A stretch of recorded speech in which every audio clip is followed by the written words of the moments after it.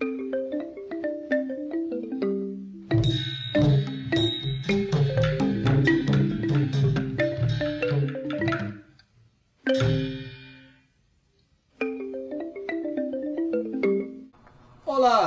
guten tag, and bonjour, amigos, friends, and amis. Welcome back. It's great to see you again. I hope you had a good time developing your theory of change. Now that you have your theory of change figured out, we can start to do some of the more substantive work on your project. So the material that we're going to be covering over the next 3 modules, it kind of all happens at the same time with respect to concept note development, but we're going to break it down into some key components to make sure that understanding the details is easier for you. So starting in this module, we're going to focus on some of the more technical aspects of your project idea and your concept note. We're going to focus here on 2 topics. The first is environmental and social safeguards, ESS. The second is project sustainability. Now, environmental and social safeguards are part of risk management. Risk management for SAP projects, as you know, is fairly straightforward because only projects with minimal risks are eligible for the SAP window. But we have to demonstrate to the Green Climate Fund that we've done our homework. And we have to make sure that the project or the concept note that we were proposing to them complies with their rules. So that's what we're going to be talking about in the first part of the module. Then, in the second part of the module, we'll be discussing another key issue, and that's how we can make sure that the benefits of the project continue beyond the life of the project. Now, this is important because the GCF wants to invest in projects that have a lasting impact. They want to make a lasting difference. And actually, we want that too. We're all in agreement on this. But projects only last so long. They may be for 3 years, or for 5 years, or for 7 years. The point is that the sun always sets on your project at some point. In other words, all projects come to an end. But the good work that your project does needs to continue beyond the life of the project. That's the lasting legacy of your project. If all of the positive aspects and benefits of the project finish when the project finishes and don't last, then the project has not been successful in bringing about a lasting change or a paradigm shift, in the words of the GCF. So the first thing that we're going to look at here is environmental and social risks and safeguards. Our specific focus here is on the GCF's rules and requirements for SAP projects.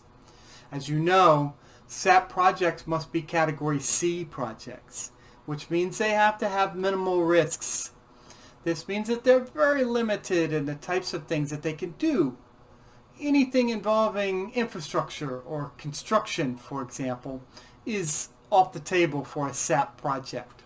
And in general, SAP projects consist mainly of soft activities. When we say soft activities, we mean things like capacity development or training, institutional strengthening, regulatory changes, and so forth.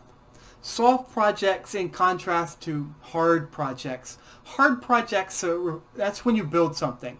And in most cases, if you're going to build something, infrastructure or like that, it's not going to be a SAP project. There's some exceptions, especially for small scale work, but in general, most SAP projects and the activities funded by SAP projects are going to be soft projects. So these rules and guidelines, these relate to risk management. So before we get too far into the GCF's environmental and social safeguards, I want to take a step back and talk for a minute about risk management in general. Now, risk management sounds like an intimidating topic. Risks are intimidating, but it's not. Risk management is about thinking about and planning for and controlling the influence of things that could go wrong with your project. So for me, I find that it helps to consider two different aspects of risk management. The first of these aspects is things that could go wrong and affect your project. Now, these events are mainly external or outside your project's control, but they can affect the ability of your project to achieve its objectives. These are things like supply chain disruptions for the inputs that you need for your project, or it could be staff turnover, your project staff leaving. It could be even a civil war and other things that affect implementation. Now, we will look briefly at these things in Module 6, but it's important to consider how certain external factors could potentially affect your project's implementation, and also the ability of your project to meet its objectives. That's one aspect of risk management, and you always need to be thinking about that. Again, how can things affect your project or affect the ability of your project to achieve its objectives? Now, the second aspect, which we're going to be talking about in the first part of this module, is potential for your project to cause problems. This could be environmental problems or social problems, political problems, and so forth. So that's the focus in this part of the module, the first part of the module. Now, financiers are really concerned about both of these kinds of risks. They worry about risks to your project because these impact the effectiveness of the project or the effectiveness of the investment. Yeah. They also worry about the potential impacts that your project will have on the setting where it's implemented, the people, the communities, the places, the resources, etc. Because they worry about this because the project is really an extension of the GCF. It has GCF stamped all over it. And so they don't want to cause harm with the money that they're investing. No environmental harm, no social harm, and so forth. So to address these risks, the GCF and other financiers, all financiers, put in place environmental and social policies. In the GCF's case, we call this the ESP, the Environmental and Social Policy. And to ensure that these policies are followed, the GCF, along with all the other funders, establish safeguards. Now, a safeguard is a procedure that you follow to ensure that the investment project complies with the policies. Now, as I mentioned a minute ago, the SAP window, for the SAP window, the GCF has established very strict guidelines for eligible projects. Remember, only C category projects are allowable. And this is a limited subset of all the projects that GCF funds. They're projects of minimal risks. Now, the GCF has a framework for considering the risks that your project may create. And there are 8 different categories of risks. So these categories are based on the International Finance Corporation's performance standards. So let's look at them quickly. Let's go over them. Now, here on this slide, we're going to look at the 8 performance standards. These are described in our tutorial, and they're also described in detail in GCF's guidance materials. So we're not going to go too deeply into these. But an understanding of these performance standards should inform your project design process. In fact, I would say that you should be thinking about these when you are deciding on what general topics you are going to do your project on. So the first safeguard simply means that the accredited entities have to have in place a system or a mechanism for assessing and managing risks and impacts. They have to have a system for this. And really that's what you're doing with the screening tool that you're going to apply to your concept note that we're talking about this in this module. Now, secondly, the second safeguard is labor and working conditions. These need to be fair. So this has to do with the right to unionize for people that are working on the project, if you were doing a big construction project, for example. It also involves workplace safety and prohibitions or preventing child labor exploitation and so forth. Now, the third safeguard, the project should minimize pollution and other adverse environmental impacts. Fourth, we're looking at community health. So the fourth performance standard aims to ensure that projects don't harm communities directly or indirectly. The fifth safeguard examines land issues, and this one kicks in, or it's triggered is the term that we use, it's triggered.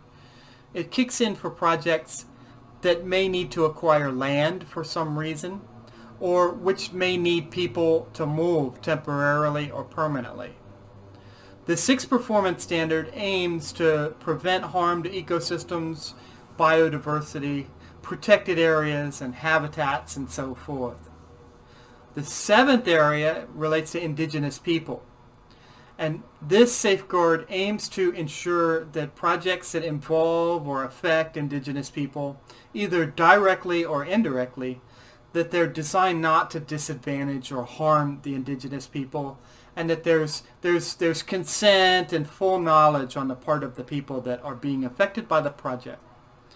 Lastly, there are safeguards in place to prevent harm to culturally important sites and historical sites and so forth. So again, there's 8 performance standards, and once you choose your project, these should really be considered when you're choosing your project. So don't choose a project topic that could potentially conflict with one of these safeguards. So as you can see on the illustration behind me, there's a lot of stuff going on in the village here, and there's a project that's happening, and you can see that this is part of the project right here, and over here this is part of the project, and there's a lot of effects on biodiversity resources that are taking place in this project, and so this clearly would not be a SAP project. Now, again, if you've chosen your project carefully, you shouldn't have any issues with any of these performance standards. It should be a mere formality. But like I said earlier, it's a good idea to be thinking about all of these when you're determining what kind of project you want to do. You should pick a project that fits with the SAP window, and not decide on a project and try to arrange it so that it fits with the SAP requirements. Think about the SAP requirements first. But before you submit the concept note to the GCF, even if you've done good project selection, you still have to conduct this screening using the checklist that the GCF provides, or you can use a checklist, an equivalent checklist from your accredited entity. But this checklist shows that the project or the concept note that you're proposing, it doesn't trigger any of the safeguards or require any special analyses. If it does, it's not a Category C project. So the GCF provides a 2-part screening checklist for this. The first part of the screening is an exclusion checklist. Now this includes a number of questions that are intended to screen out projects that are not allowed under the SAP modality. The second part is a screening against the 8 performance standards we talked about earlier. So remember also that this screening, it has to be conducted by a competent and qualified professional in a rigorous manner. It's not something that you can do in 15 minutes at the coffee shop. It requires a close examination of the concept note. Now in the second part of the module, we're going to look at project sustainability. Most of you are probably very familiar with the term sustainability because it's used all over the place, most notably with the Sustainable Development Goals. But your country may have a Sustainable Development Plan or something like that. Yeah, we use the term a lot. And you're probably familiar with the conventional definition of sustainability. And it comes from the Brundtland Report on Development, the development definition of sustainability from the 1980s, from way back when. And this refers to development that meets the needs of the present without compromising the ability of future generations to meet their own needs. You can probably almost say that with me. But remember that when we talk about sustainability in the context of projects,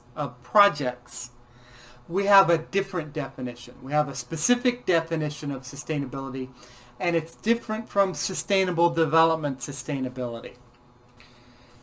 So our special definition of sustainability, when we're dealing with project sustainability, well, we are referring to the ability of the project to continue to provide benefits after the project has ended. That's project sustainability. As I said in the introduction, project sustainability means that the good that your project does, it lives on. It lives on beyond the life of the project. And it means that your project has made a lasting change. It's made a difference. It's a paradigm shift.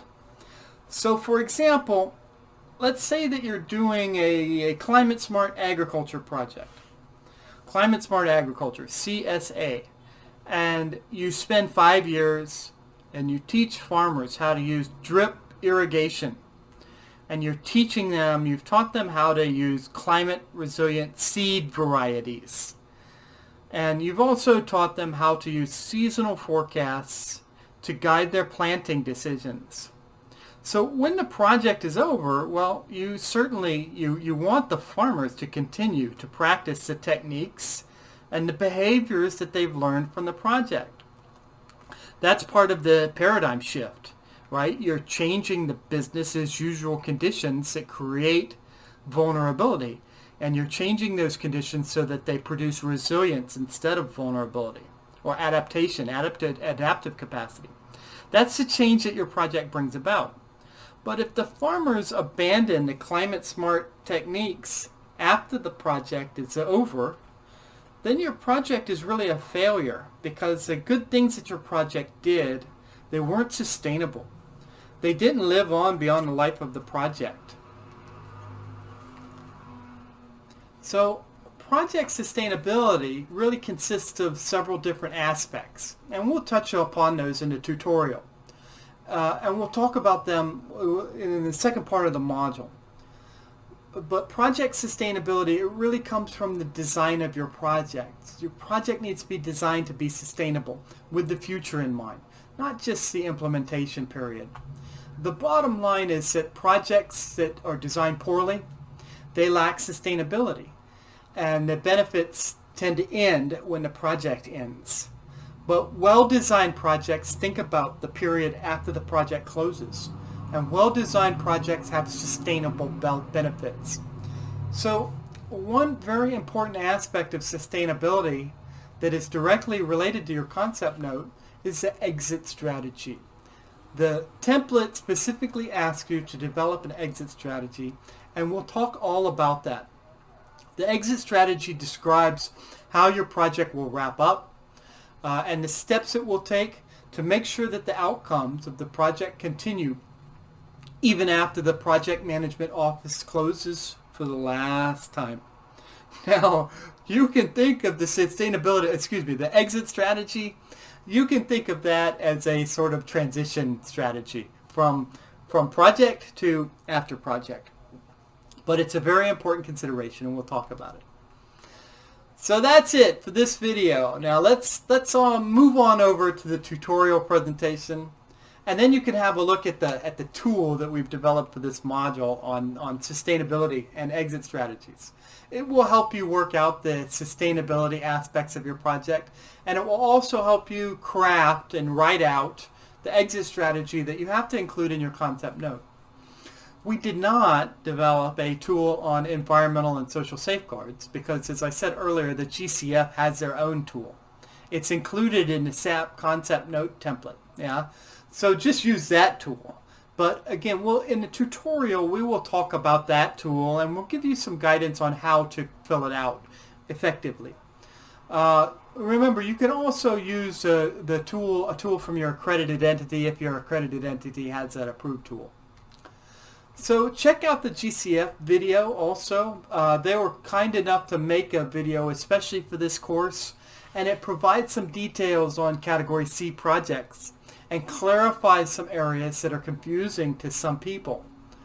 And look through the resources at the end of the module. There's some good reference material that goes into deeper detail about sustainability and risk management and safeguards and all of that exciting stuff.